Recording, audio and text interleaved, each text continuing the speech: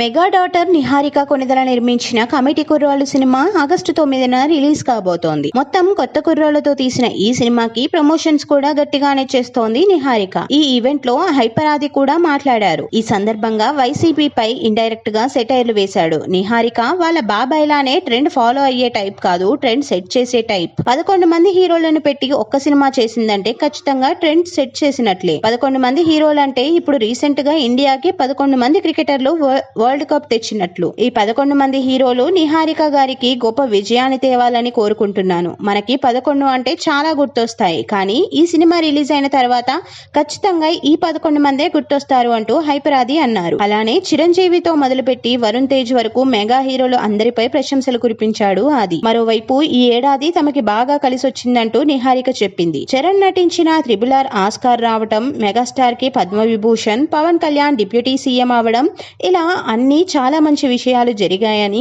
అదే ఊపులో ఈ సినిమాని కూడా హిట్ చేసేయాలంటూ మెగా ఫ్యాన్స్ ను కోరారు నిహారిక.